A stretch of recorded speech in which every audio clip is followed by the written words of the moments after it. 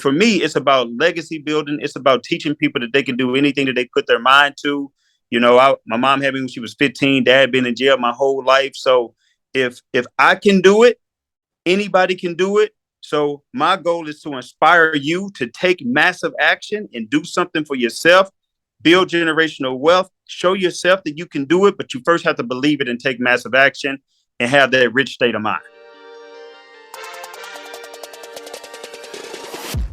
You're listening to the Rich State of Mind Show, the podcast made to make you the total package in the entrepreneurial world and give you what we call a rich state of mind. If you are here looking to learn about real estate investing, marketing, elevating your business, and developing your mindset to get to the next level, then you are at the right place. Stay tuned and be sure to join our community on richstateofmind.com. Now here's your host, Anthony Ritchie.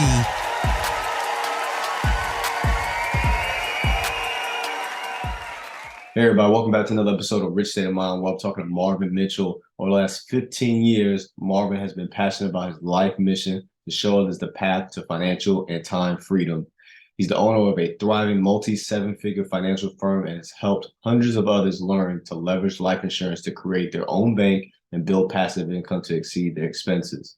Marvin is a father, and he also owns over 420 units of real estate, Airbnb business, and a luxury rental company. Altogether, he just had his first 8-figure year. So Marvin is definitely successful. You'll see plenty of links, or if you type in Marvin Mitchell on Google, you'll see that he has plenty of other podcast interviews that he's done where he has shown proof that, he's pretty legit.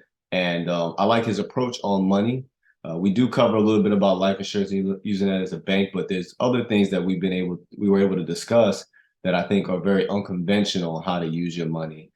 So kind of unlearn some of the things that you were taught throughout the years of your financial literacy journey. And I think Marvin explains that very well. So as always, thanks for listening and please enjoy. Hey, Marvin, thanks for taking the time this evening on the Rich State of Mind podcast. Like I said before we started recording, been watching you for about a year now and everything that you've been doing. Really glad and blessed that you're up here. So if you could please just tell us a little bit about yourself and, what you do. Yeah, a good question, man. So what I do is I just help people to find untraditional ways to build wealth and how to make money 3 to 5 times off the same dollar. I teach people how to utilize tools that very few people know to tap into to build tax-free income, tax-free wealth, so that they can, multiply their money, make more money, and also manage their money. I am a Hall of Fame financial advisor, been a financial advisor for 16 years, got my own company, multi-million-dollar financial firm, and now I coach and train others around the world to really manage their money and make the best of it and build generational wealth and get away from what society tells you is the right way to build wealth, because there's a reason why 76% of people run out of money. And I try to break those molds and break the curse. Oh, so, real quick, you had me think of a question right off the cuff with that. What are some ways that people are losing money, that 76%? Yeah, man, there's a lot of ways that people are losing money unknowingly and unnecessarily. It's almost like if what you thought to be true about money turned out not to be true, when would you want to know about it? You see, exactly, right? First time you played tic-tac-toe, who won? Was it you or was it the person that showed it to you? Yeah, exactly. It's the person that showed it to you. So what I learned is we have to, the hardest part about learning something new is unlearning something that you think you know. It's things that you know that you know. Like I know how to tie my shoe. There are also things that you know that you don't know. I know I don't know how to give surgery. So if I wanted to learn it, I can go to school and I can learn it. But then there are the things, the blind spots is what I call it. These are the things that you don't know that you don't know. And if you don't know that you don't know it, you can't YouTube it. You can't Google it because you didn't even know you didn't even know it. So you need somebody to kind of reveal it to you. And hopefully that's what we're going to do today and reveal it. So for example, one of those things is going to be, thinking that you have to overfund your 401k when you're on your job, thinking that your 401k is the best place to put your retirement money, not realizing in most cases you're putting that money in prison until you're 59 and a half. You can't even touch it without a 10% penalty. Even if you take a loan against that money, if you leave the job, now they're going to tax you and penalize you 10% if you're under 59 and a half. You think that traditional markets is all that there is, like stocks, bonds, and mutual funds. And that's cool. But what happens when the market is tanking and losing 30 to 40%? What is your plan B? What is your additional option on how you're saving money? So again, we are taught to work, save money into our 401k and save it until we are, retiring. We're 65. And then hopefully you can make that money last for the rest of your life. But you're living off of 70% of your income and you're paying taxes. And if tax rates go up, that can actually take a lot of that money away. So how do we put you into a position where not only do you have consistent income, you have tax-free income, you have income that grows, and you're also building a legacy for the next generation? And so, yeah, how can somebody do it? Because you saying something like that, right? There's millions of people that believe in a 401k plan, right? They live and die by it. They know. And then for me, being in the military, we have thrift savings plan, got the TSP. Yep. So that's something that people really rely on, their pension and their Yep. TSP. And so you're saying, hey, that's, money prison. What would be my option? What's my other option? Thank you for serving. Thank you. Definitely appreciate that, and definitely familiar with the TSP. Are you civil service? Or are you first?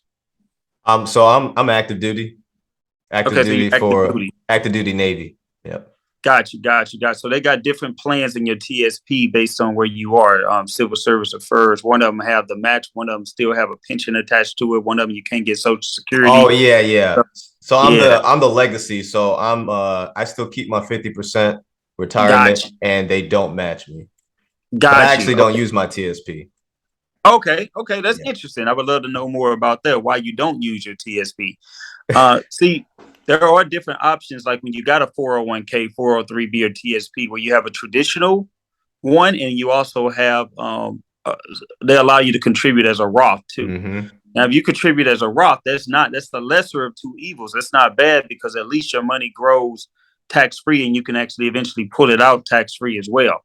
So that's not bad, but it's still the government plan, especially the TSPs, are still limited to the amount of options that you have. So you're very limited to your options and different things like that. So we want to give you more freedom. So what I like to do is what's called leverage and becoming your own bank first. So becoming your own bank means that I like to actually funnel money through a vehicle, life insurance, but not the traditional form of life insurance. It's very important because 95% of plans don't really grow a cash value. The fees are too much, and most companies don't even know how to structure it the right way to use it as a wealth creation vehicle. So when we're structuring these things, we're structuring it actually we want the lowest death benefit for the highest amount of cash value. And when we structure it that way, now that cash value, we can borrow against it. And the beauty of borrowing against it, you can actually grow your money 2 times, 3 times off the same dollar. Because if I got $100,000 in my cash value and it's growing at 5% every year, it's going to grow at 5% whether I leave it alone.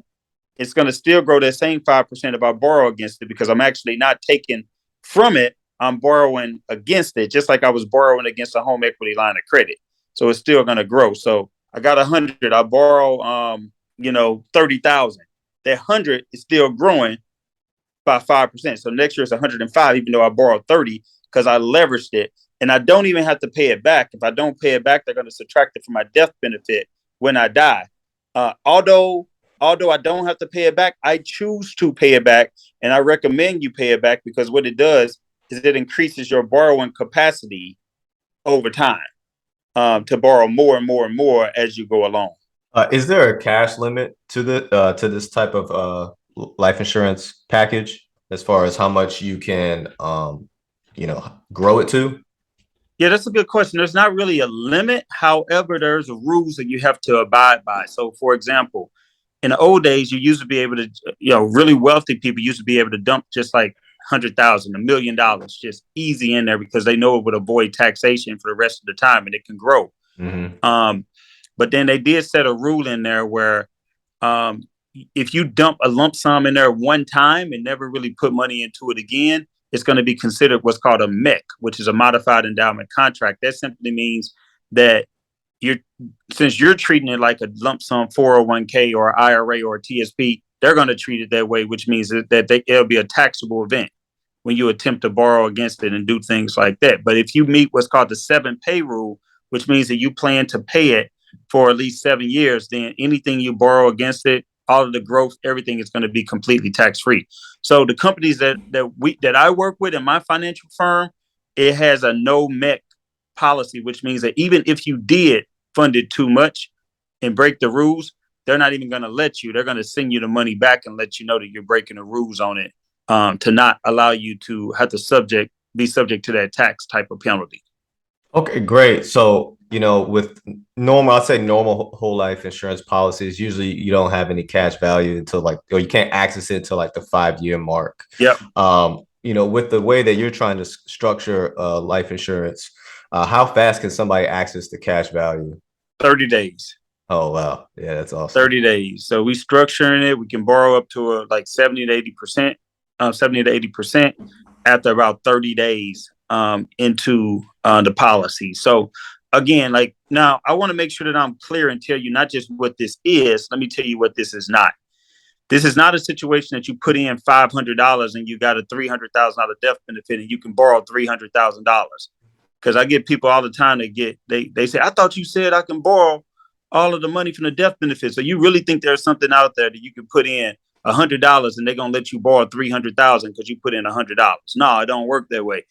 You don't borrow against the death benefit. You borrow against your cash value. Your cash value is only what you have put in.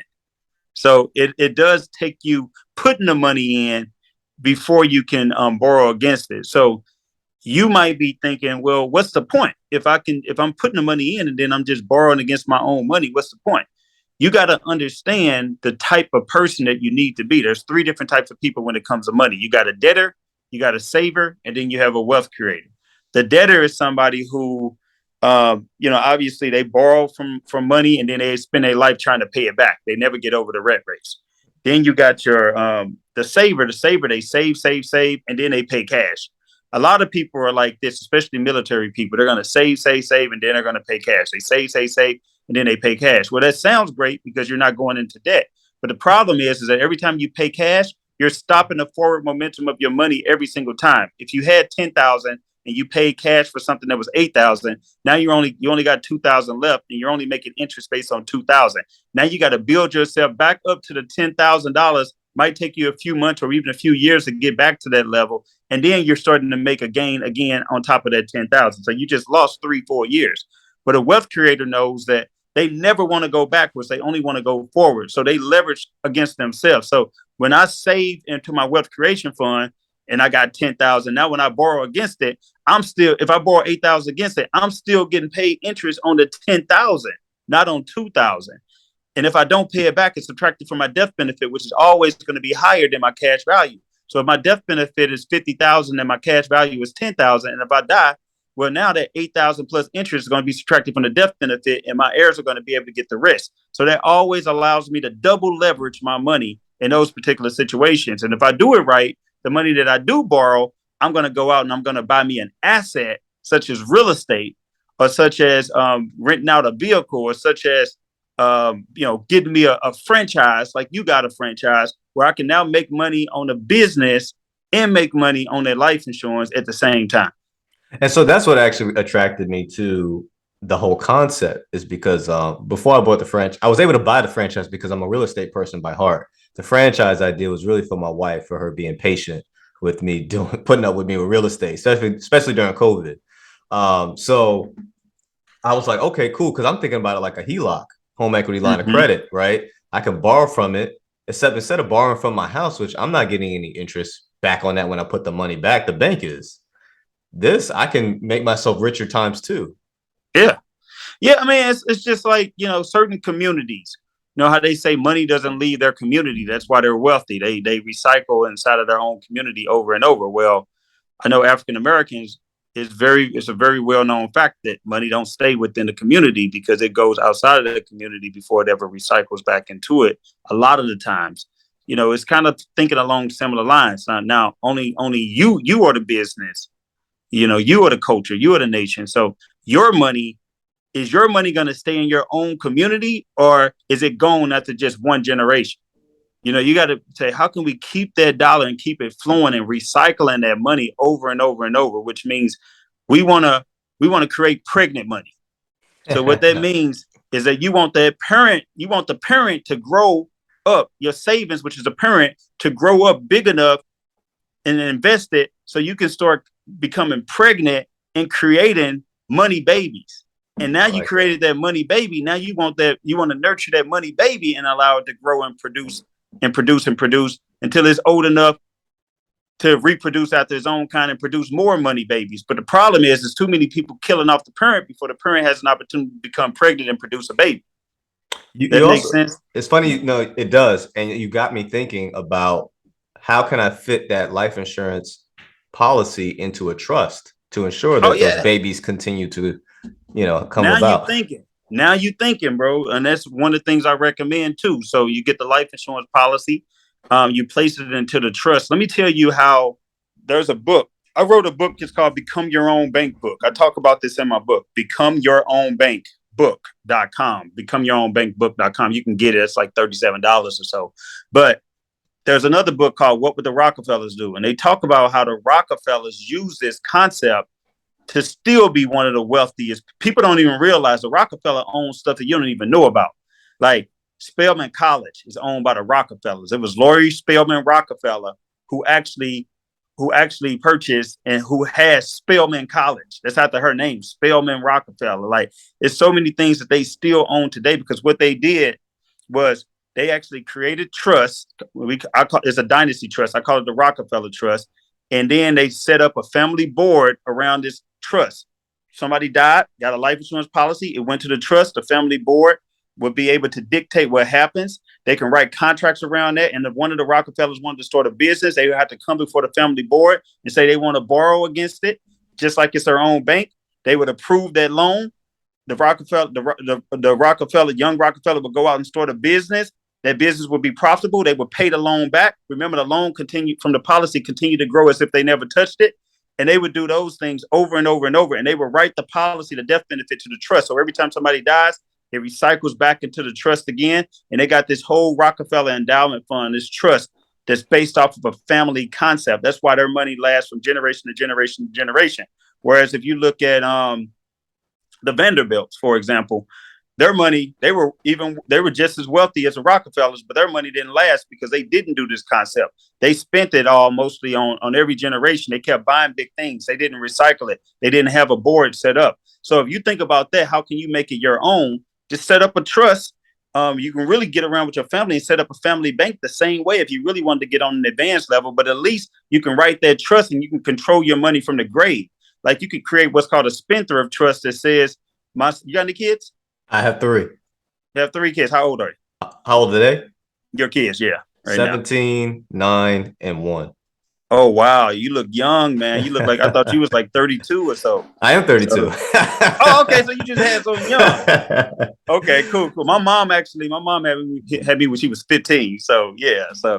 But yeah. So with that being said, you can actually say, let's just say you got 2 kids that's very financially responsible, and then 1 kid that's older that they're a good kid, but for whatever reason, financially, they just didn't inherit those genes. You can actually write off in the trust that when they get this money, you can set certain parameters, like they get so much per month and control it from the grave, or they get this once they complete this training, or once they get this degree, or what they like. You can set parameters along the way, even if you're not here. You can do those things, or you can even set like if you got a kid that's married and maybe you're not too sure about the person that they married to. Instead of, you dying and 50% of that automatically belonging to the spouse or the ex-spouse, you can set it up where it skips a generation and goes to the grandkid. You can do all of that stuff if you have the right type of trust set up. And that's very powerful, even from a tax perspective. If you structure an irrevocable trust, you can actually avoid certain estate taxes if you're rich enough, which could be taxing you as much as 55% of that money. It's awesome that you brought up about that Become Your Own bank book, because when you was talking about the board and dying after, using the life insurance as pretty much as a catalyst towards whatever business venture that the other family member wanted to do. It reminded me of a book I read 6 years ago called Family Fortunes, and it's how to keep family wealth within the family for 100 years. Because like you said, Wow. there was an issue, right? After, they say, well, after like the third generation, they squander the wealth away, something like that. Absolutely. And that's a problem. And I discussed, I talked to my father often, and I was discussing to him about the issue I think what people have is they have a problem replicating their wealth. So like I said, I'm into real estate. I like real estate, but maybe my son is not into that. Right. Right. So how do I transfer that wealth and that business that I'm transferring down and that trust in a way that will still succeed and fit within my kids? And I think that's an issue slash, I think you got 20 years or whatever you feel comfortable until they get more responsible enough to kind of figure that out. But that's something I want people to also kind of think about, because when we're Yeah. talking about these assets or life insurance, trust funds, real estate franchise, stuff like that, or anything that you invest in, the plan is to pass it down because you're not going to be alive for long enough. So how can you, I guess, properly educate your family? And I guess I would ask you that, what are some ideas that you've come up with or you've experienced to how to properly prepare your family to be good stewards of these assets that you've built by the time you've passed? Yeah. People ask me that all the time. Do I think it's better to give them the money or give them the mindset? And I'm going to say both, right? Like, doesn't have to be an either or. It can be a both and. You want to give them both the mindset and the money, because the Bible says a good man leaves an inheritance for their children's children. So, but going back to that, like giving your kids options, right? Like 529 plans. I'm not a big fan of 529 plans. I'm not against them, but the reason why I'm not a big fan of them, because it counts against the child's financial aid to get scholarships and different things like that. And also, they can only use it if they do attend college or pass it on to another child that might attend college. Well, maybe your child's an entrepreneur. Maybe they don't look to go to college route. Obviously, we want them to go to college route, but if they don't, we don't want to punish them by that and take penalties for that. Like when you save in the life insurance, the wealth creation fund, instead of the 529, now that doesn't count against the financial aid. It's not a taxable event. It doesn't count against your child's income, and they can borrow it for college and it still continues to grow as if they never touched it. Maybe they want to start a business with that money down the line. And um, on top of that, they have the option to not go to college and still use it. Or you might decide that they don't need it. They've done well for themselves, and the parent might decide that, well, I'm gonna keep this for my retirement money. So you just got options. Basically what I'm saying. So you give them options, and then you teach them. Like you have like a family board meeting, maybe quarterly or something like that, where you just literally talk about money. You watch something educational together. Maybe you watch this podcast and you sit down and you say, hey, or you listen to this podcast and you sit down over the family and say, let's discuss this. Let's talk about it. And you call a family meeting and you just open up the dialogue for these conversations. Because I think enough families don't talk about money. Like, we don't talk about money, and we should talk about money, because not only, like, it's not just about the money, it's about them understanding the passion and the heart behind the money, because where your treasure is, your heart will be also. So we need to understand how we're making those decisions. Are we being a good steward of our money? It's about discipline. It's about control. It's about making the right decisions. It's about being charitable. All of those things are conversations that come up when it comes to money, and these conversations aren't being held enough. Yeah, so I had that conversation with my father where I would say that, money is just a tool, and it Yep. only is going to make you a bigger version of what you already are. So if you're already, giving a thoughtful person, you'll probably be an even more giving and thoughtful person, right? Yep. If you're greedy, then you'll get even more greedy. Yep. I think naturally, right, as we see those commas and zeros get added to our bank account, we're like, oh, all right, cool, cool. So naturally that's in us, but not to the point where, like I said, if you're not greedy, you're not going to be like, well, I'm just going to keep it all to myself. So uh, that's definitely something to think about. I want to ask you, so we kind of briefly talked about, real estate and how I would have used it. And that's why it piqued my interest. But let's talk about how you use your life insurance policy to get 422 units of real estate. Yeah, man. I used it for that and many other things. 422 units of real estate. Um, got a Lamborghini that I paid a down payment with my life insurance policy. I'll That's talk about crazy. that. Also, a $2 million house that I got was called a no doc loan, so I was able to borrow about 5% from my life insurance policy and put and rent the thing out that pays me $25,000 to $30,000 a month, and I don't even live in the house. Um, I got man, I've used this thing for so many things. It's crazy. I've given out loans like hard money loans, Mm-hmm. whereas people was doing 16%. I was saying, okay, well let me do 12%. And then I wrote out the house as collateral if they didn't pay me. So my money was still growing. And when they paid me back the loan, I got my money plus interest, 12% interest back on that. So becoming your own bank in the it is not really about the insurance. People think, well, it's how you do insurance, an infinite banking system. It's not. It's about the mindset. It's about the mindset of being a wealth creator and learning how to be a wealth creator and only using this as a tool, because a life insurance in itself is not an investment. Life insurance is not an investment. If you structure it the right way, it can be a funnel to grow and for you to leverage to get investments that are going to make you more money than a life insurance would, and you can make your money twice off the same dollar, but it's not to replace investment. So going back, for my real estate, I just borrow the payment against it. I always collaborate. I'm a big believer in collaborate. So when I do a real estate project, multifamily, single family apartments, I'm finding me 2 or 3 partners. Whatever my part of it is, I'm going to borrow from my policy and I'm going to start getting a monthly amount. There was one that we paid $1.8 million for. I partnered on that. So I was about a third of that deal. And then the plan was to sell it in 4 years for like double. But we ended up selling it in 18 months for like 3.9 million. So a $2 million profit on that building in just 18 months. And then we took that money. I paid back my down payment into the policy. I took the rest of it.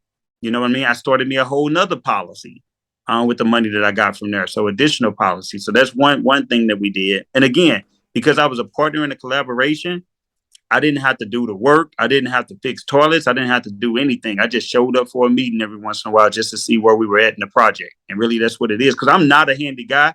I don't even know how to fix nothing. Give me a screwdriver. I might mess something up.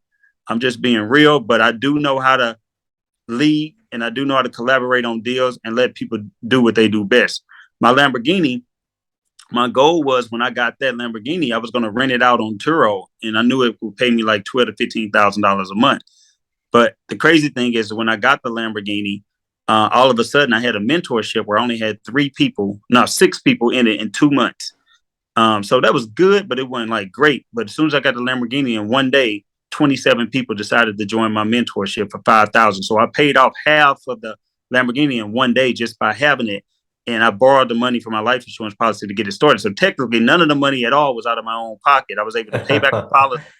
And then I still got the Lamborghini, and it gives me so many opportunities. I don't even rent it out.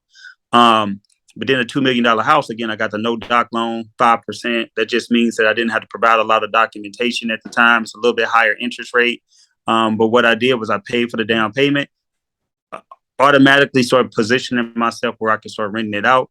And now I stay in it most of the time, but I rent it out still every once in a while. But yeah, it works out, man. When you learn this game of leverage and how to utilize the life insurance as leverage, you will never look at money the same again, because you could turn any luxury item into an asset instead of a liability if you learn how to work it right. And that was also another. So I have a frustration when it comes to financing through banks. Like when I had to get my SBA loan, like Yep. grueling process. They want my blood. They want to Yeah. know like everything, right? And I hate that. I like the option also with this insurance policy where I could just, probably fill out something, get my money Yeah. shortly versus waiting 60 Yeah. Just days. sign something. You get it in 2 to 3 business days. Like, even if you lost your job, if the money was there, your credit score doesn't matter. Like, none of that matters. You could just get the money.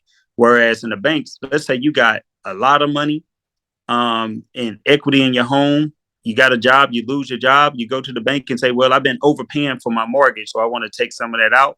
They're going to say, well, fill out this 15-page application. Oh, you don't have a job anymore? No, you can't. This is our money. You can't get it because we don't think you're going to be able to pay it back. So what do you mean? I've been overpaying on this thing for 10 years. It don't even matter. Yeah. Like, you don't control that money. You are rushing to give up control of your money to somebody else. Like, my definition of being debt free is not necessarily paying off your house in cash and being debt free. Is having enough money setting aside in a liquid fund where if you chose to pay off that debt, you could pay it off anytime that you want because you have more liquidity than liabilities. So that's how I look at it. Like, if I can use a debt to my advantage and I can make more money somewhere else, but I got the money to pay it off if I chose to, I'm not in debt. So why do rich people use debt? Rich people use debt to make them rich. What's the guy that was buying Twitter? Oh, Um, Elon Musk. Elon Musk. He was getting a loan. He's getting loans. Like, Elon Musk don't need to get any loans. Why is he getting loans? Because he understands the game of leverage. That's how he became a billionaire. He understands the game of leverage. Like, why use my money when I can use somebody else's money? It don't make sense, you Yeah, know. you're absolutely right. So why would somebody want to have multiple policies? Because you said you took Because that money and got another policy. yeah, I have like 6 different policies, and I do because, again, once you fund it at a certain amount, if you overfund it too much, it turns into a MET, which means it become a Mm, taxable event. So if you want to put more into it, your income grows, your money grows, you got to start a new policy so that you're not taxed on it. It doesn't turn into a taxable event. Provide you with that flexibility. So I have whole lives, I have index universal life, I even have a couple term policies as well. So if any agent tells you that there's one that's significantly better than the other, like you got to have term or you got to have this whole life, or you got to have index universal life, then you need to run from them because every single situation is different. Every person there might be a different need for you, and a different need for your friend, a different need for your parents. So you got to find out what's right for you. what is the difference between universal index, universal life, and whole life? Great question. Well, whole life is, and that's the type of policy. It's going to be fixed, so you're going to get a fixed rate of return. Let's say it's 4%, 4.5%. But you're going to get dividends on them. Now, dividends are not guaranteed, but they have paid. Most companies have paid them for like 126 consecutive years. So this is pretty close to the word guaranteed without actually saying guaranteed. Um, so you know what you're getting. You can borrow from the money quicker too after 30 days. Um, and if you structure it the right way, again, the lowest death benefit for the highest amount of cash value, you can use that to your advantage. Now, as far as index universal life,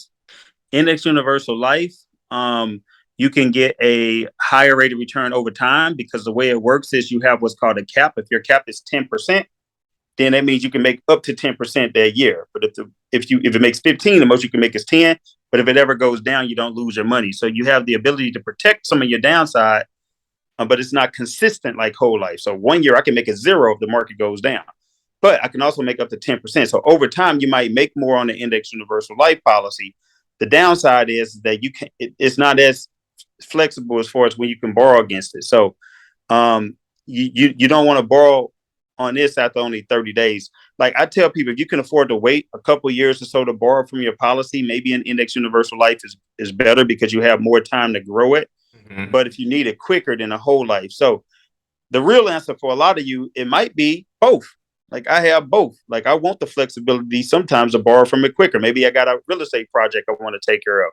And some of it, I want the ability to think long term. Like when I'm 30 years from now, when I'm borrowing against my policy for retirement income, tax-free retirement. So every single thing, as long as you have a purpose and a goal for it, it can change. Thank you for that. Thank you for breaking that down. Earlier, I think before we started recording, I was talking about how some options as far as when you take the money out, what to do with it. We talked about investing in real estate and your Lamborghini and other business ventures. I also wanted to discuss another topic where it was, how when people are investing through the life insurance policies, how are they hurting themselves by reinvesting everything back into the business? So I'm a believer in obviously investing in yourself and investing in your business, but I'm also not a big fan of investing everything back into your business. Granted, you might look at it and say, well, if I don't bet on myself and believe in myself and my business, then why wouldn't I do it? It's because just like with anything, when does it end, right? If you keep investing everything back into the business, at some point you got to think about profits. And you got to think about profit first. I'm a big believer in profit first. So every month I look at my income from my business and I decide that I want to pay myself first. So I'm going to take a certain percentage, a defined percentage from the business.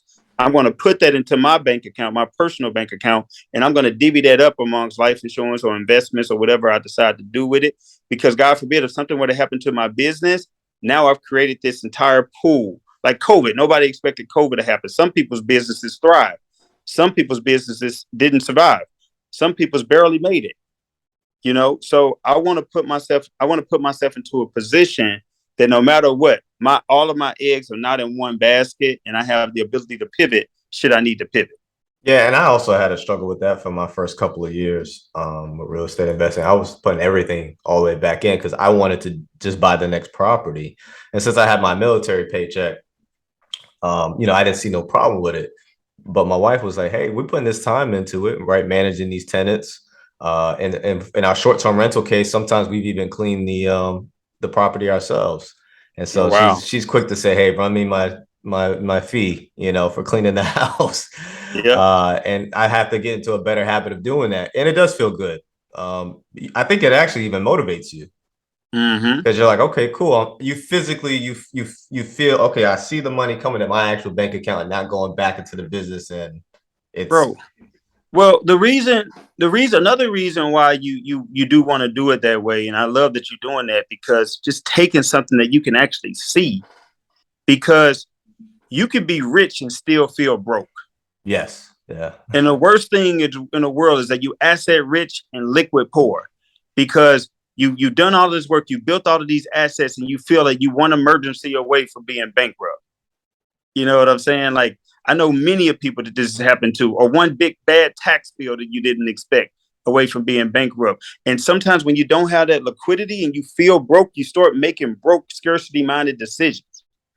How do I know this? Because I was there.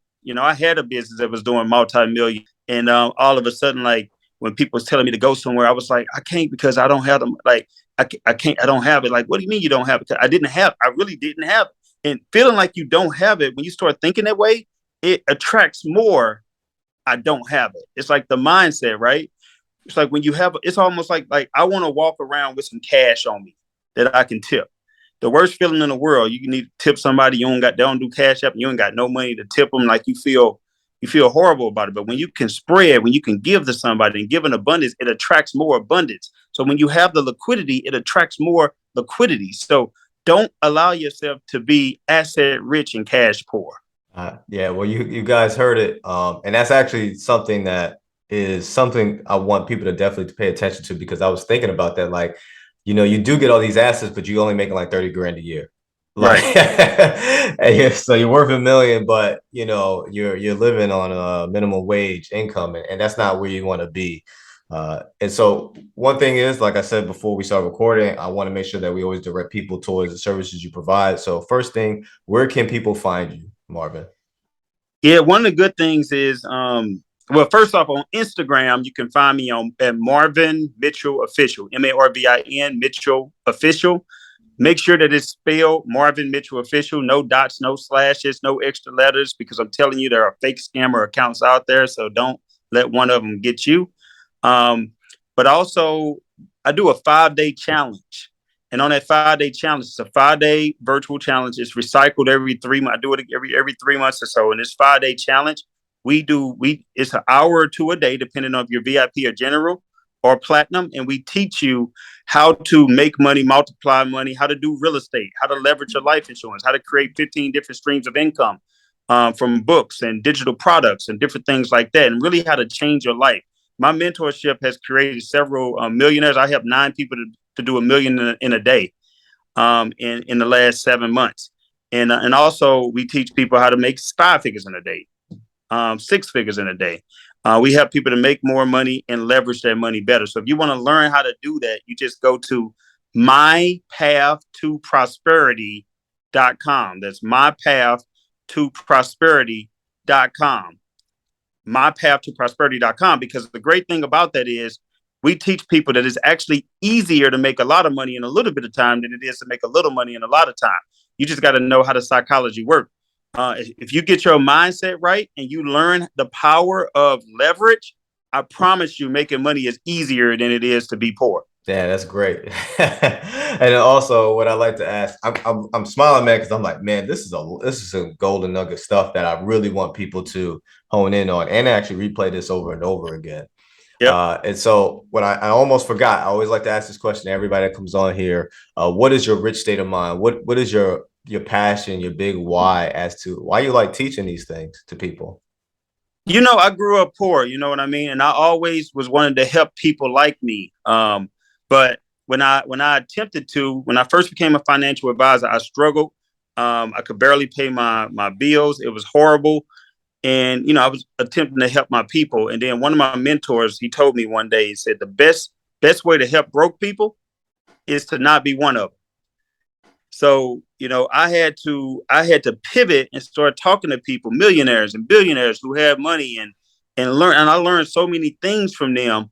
And once I became to the level where I was a multimillionaire, now that gave me this platform where I could come on podcasts and I can teach the masses and teach the world how to have that same rich state of mindset. So I'm doing what I initially wanted to do, providing scholarships, being able to give back, being able to change worlds, being able to donate to cancer societies and kidney foundations and things that make a difference to me. So for me, it's about legacy building. It's about teaching people that they can do anything that they put their mind to.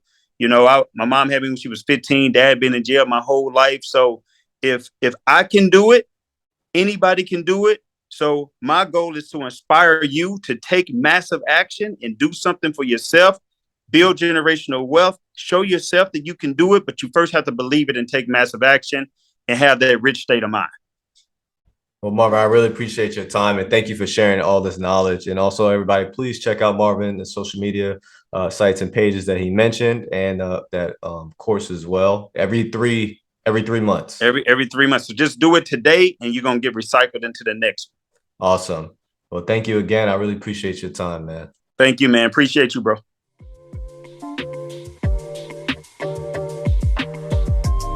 Thank you for sticking with us from the start of the episode. Please share our show with friends and family, visit our YouTube channel, and view more of our content on richstateofmind.com. See you next week on the Rich State of Mind Show.